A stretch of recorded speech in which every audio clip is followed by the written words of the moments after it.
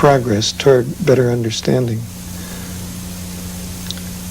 And since then, we've had letters saying how much that experience meant to them. Okay, a third experience that you've had that was influential on your thinking was with a health group composed of both consumers and providers. That's right. What was the background leading to that being established? The National Health Conference decided one year, I don't know how they came to this decision, that they would invite health consumers into their annual conference.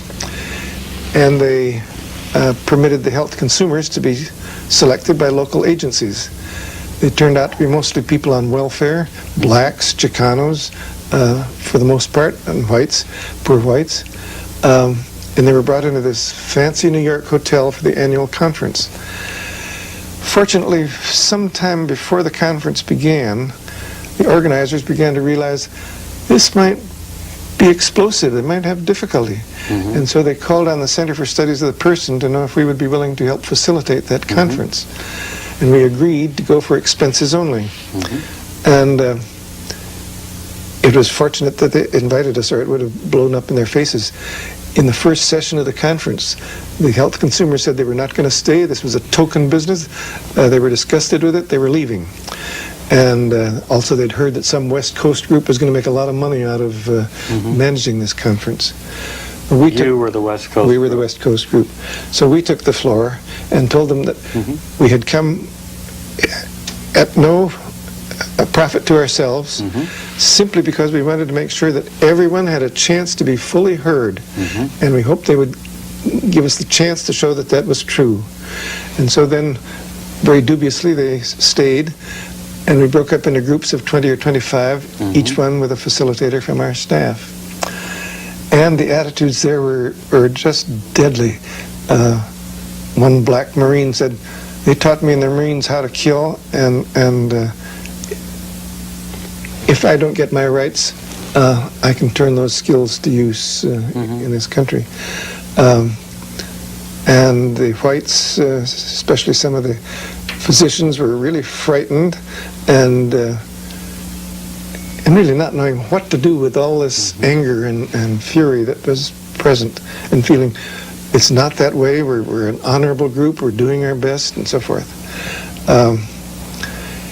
The process was similar to what I've described. I won't go into great detail there, except that by creating facilitative climate, one example is that one black woman just hated health insurance companies. She'd had bad experiences with them. But there was a health insurance executive in her group, and she had to realize he wasn't a demon, he really was a person, and was trying to be understanding of her, so that greater closeness developed. Then the health consumer groups, on their own initiative, they didn't know each other before they came there, but they began to formulate resolutions that they wanted passed, meeting in, rump groups outside of the conference. And they were told that, no, the National Health Conference did not pass resolutions. It didn't take stands. Well, when the last session of the conference came up, the organizers had a whole group of speakers who were going to summarize the conference. And one of the health consumers got up and moved that the speakers be dismissed with thanks, and that the conference take up the resolutions that had been formulated.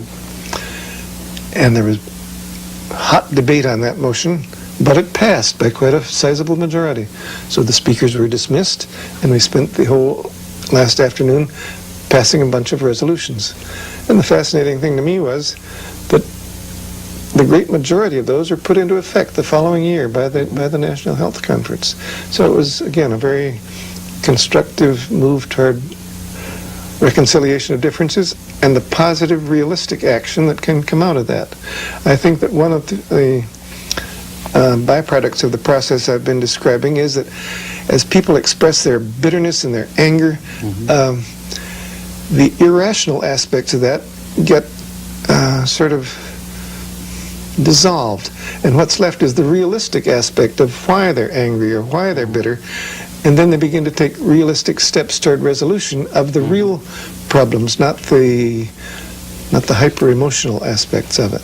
Okay, you shared with us today 3 experiences, each in a different part of the world. And in the process of